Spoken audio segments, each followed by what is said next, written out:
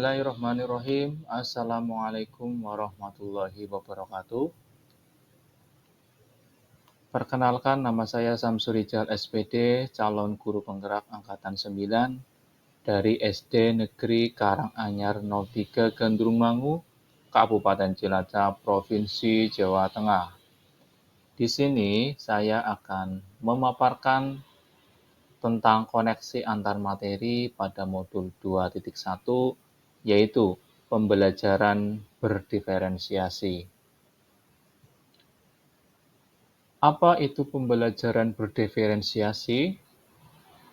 Pembelajaran berdiferensiasi yaitu usaha guru dalam menyesuaikan proses pembelajaran di kelas untuk memenuhi kebutuhan belajar murid. Seperti kita ketahui bahwa murid kita itu memiliki keunikan masing-masing, memiliki minat dan bakat masing-masing, dan pastinya mereka membutuhkan model atau metode pembelajaran yang variatif pastinya, supaya kebutuhan belajar mereka terpenuhi. Di sini dibutuhkan usaha yang keras dari guru dalam melaksanakan proses pembelajaran, sehingga tujuan pembelajaran dapat tercapai dan kebutuhan belajar murid dapat terpenuhi. Bagaimana cara untuk melakukan pembelajaran berdiferensiasi di kelas? Nah, agar dapat melakukan pembelajaran berdiferensiasi di kelas, yang pertama yaitu memahami tujuan pembelajaran. Pastinya seorang guru dalam melaksanakan pembelajaran di kelas mengetahui dan memahami tujuan pembelajaran. Apa sih tujuan pembelajaran yang dilaksanakan? Nah, itu yang menjadi tolak ukur atau indikator yang nantinya dikatakan berhasil atau tercapai atau tidak pembelajaran di kelas guru tersebut. Dan yang kedua, mengetahui dan merespon kebutuhan belajar murid. Seorang guru harus mampu dan mengetahui kebutuhan belajar setiap individu. Ada murid mungkin yang mudah memahami materi dengan cara menggunakan auditori ataupun yang lainnya. Dan yang ketiga, menciptakan lingkungan belajar murid yang mengundang murid untuk belajar. Seorang guru yang baik haruslah mampu untuk menciptakan lingkungan belajar murid yang dimana mengundang murid untuk bernafsu atau nafsu belajarnya itu ada. Atau minat untuk belajarnya itu ada. Sehingga termotivasi untuk belajar di dalam kelas. Yang keempat yaitu melakukan manajemen kelas yang efektif.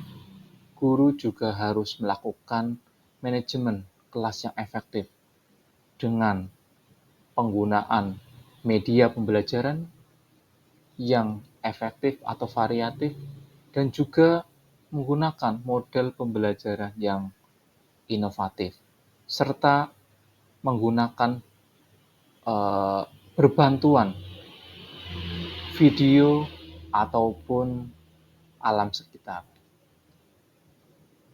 Dan yang kelima, melakukan penilaian berkelanjutan. Seorang guru juga harus melakukan penilaian akan atau terhadap proses pembelajaran yang sudah dilaksanakan. Sehingga seorang guru tersebut dapat melakukan refleksi dan menindaklanjuti hasil refleksi tersebut. Sehingga terjadilah perbaikan dari proses pembelajaran yang sudah dilaksanakan oleh guru tersebut. Dan berkaitan dengan kebutuhan belajar murid, guru harus memahami 3 aspek berikut. Yang pertama yaitu kesiapan belajar murid. Yang kedua ada minat murid. Dan yang ketiga ada profil belajar murid. Kesiapan belajar murid haruslah diketahui oleh guru dalam melaksanakan pembelajaran.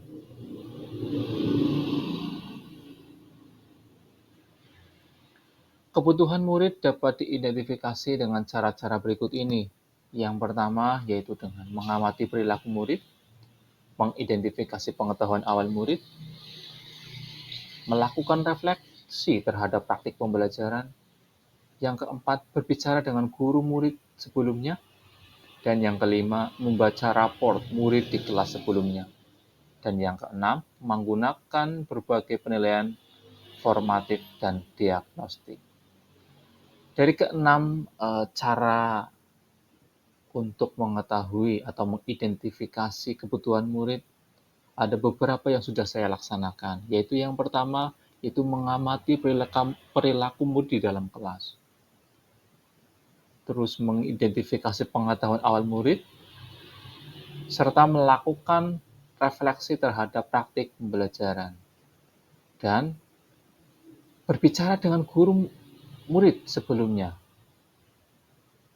Dan juga menggunakan berbagai penilaian formatif dan diagnostik. Hal tersebut saya mengetahui kebutuhan murid, sehingga saya dalam melaksanakan pembelajaran di kelas mengacu pada kebutuhan murid. Strategi untuk mendiferensiasikan pembelajaran, yang pertama yaitu bisa menggunakan diferensiasi konten, yaitu berkaitan dengan apa yang kita ajarkan, seperti materi, konsep, atau keterampilan yang perlu dipelajari berdasarkan kurikulum. Dan yang kedua, diferensiasi proses, yaitu kegiatan yang memungkinkan murid berlatih dan memahami atau memaknai konten dengan cara membedakan proses yang harus dijalani oleh murid.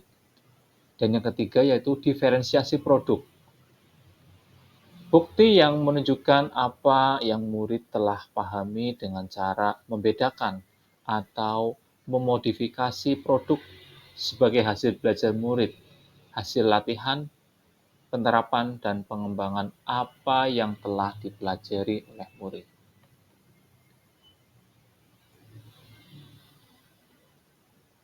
Nah, adakah keterkaitan dengan modul yang lain atau sebelumnya? Pastinya ada. Misalnya pada modul 1.2 dengan sekarang yaitu modul 2.1. Untuk dapat melakukan pembelajaran berdiferensiasi, maka guru harus berusaha memenuhi kebutuhan belajar murid sesuai dengan kodrat alam dan kodrat zaman berdasarkan filosofi Ki Hajar Dewantara. Dan keterkaitan antara modul 1.2 dengan modul 2.1, yaitu dalam melakukan pembelajaran berdiferensiasi, seorang guru penggerak harus berpihak pada murid, reflektif, mandiri, kolaboratif, dan inovatif untuk menciptakan pembelajaran berdiferensiasi agar dapat memenuhi kebutuhan murid. Dengan demikian, seorang guru penggerak dapat mewujudkan kepemimpinan murid dengan menuntun murid merdeka belajar. Hal ini sesuai dengan nilai dan peran guru penggerak. Dan modul 1.3 dengan modul 2.1, keterkaitannya yaitu pembelajaran berdiferensiasi dapat menjadi salah satu strategi untuk mewujudkan visi guru penggerak yang berpihak pada murid. Dan dalam modul 2.1 dengan modul 1.4, keterkaitannya yaitu dalam pelaksanaan pembelajaran berdiferensiasi antara guru, murid, harus ada kesepakatan kelas terlebih dahulu agar proses pembelajaran dapat berjalan dengan baik sesuai dengan nilai-nilai budaya positif. Demikian pemaparan koneksi antar materi modul 2.1 tentang pembelajaran berdiferensiasi. Sekian dari saya, kurang lebihnya mohon maaf. Wassalamualaikum warahmatullahi wabarakatuh. Salam guru penggerak, tergerak, bergerak, menggerakkan.